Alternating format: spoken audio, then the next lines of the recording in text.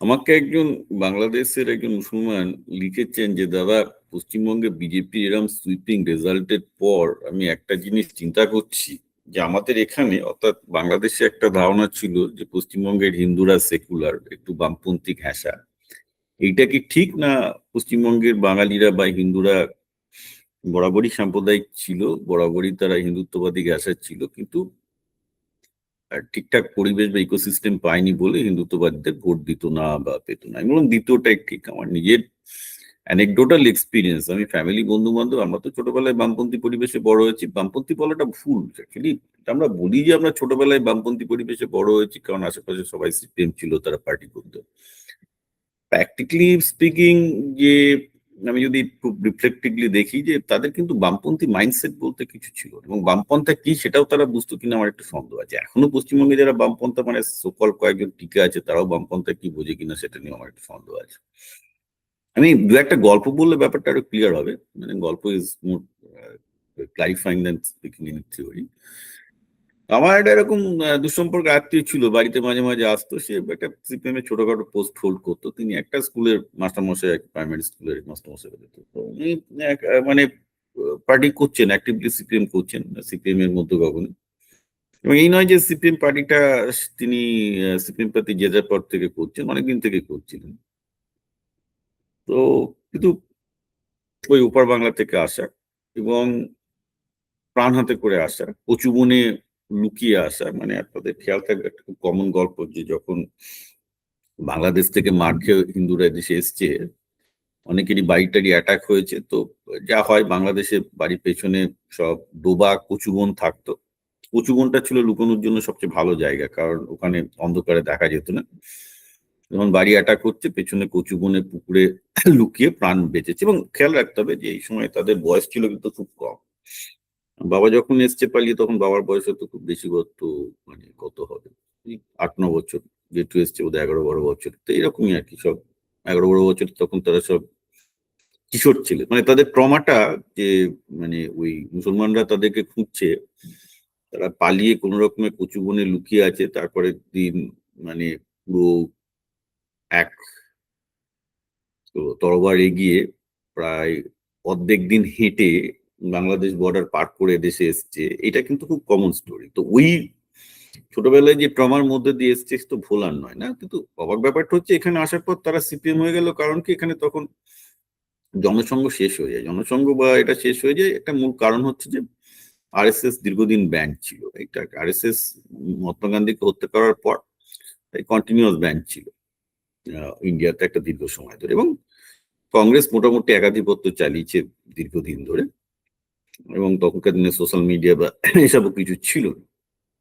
তো যার জন্য যেটা হয়েছে যে বাঙালিদের মধ্যে একটা ডেফিনেটলি, হিন্দুত্ববাদী হোক আর না হোক, মুসলমানদের মধ্যে তো বাঙালি হিন্দুদের রাগ ছিল, কারণ ওদের সে এইরকম একটা ট্রমাটাইজ সিচুয়েশন এসছে।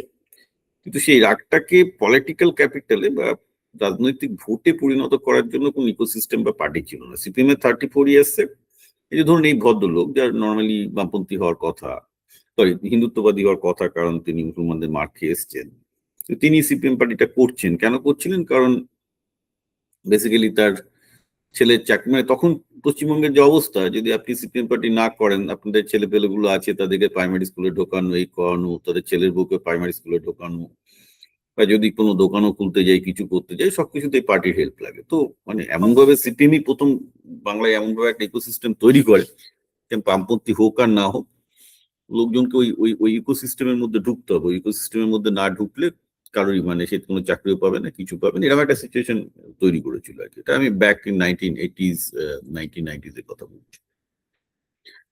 তো ব্যাপারটা হচ্ছে, আমি জানি সেই ভদ্রলোককে, যে তিনি ভেতরে ভেতরে হিন্দুত্ববাদী, ভেতরে ভেতরে মুসলমানদের প্রতি প্রচুর রাগ, কিন্তু সিপিএম পার্টিটা করছেন কারণ করতে বাধ্য হচ্ছেন, এছাড়া উপায় নেই। এবং এবং তিনি ঠিকঠাকই করছেন। এই নয় যে তিনি পার্টির প্রতি বিশ্বাসঘাতকতা করছেন বা সিপিএম কে ভোট দিচ্ছেন না, সবই করছেন।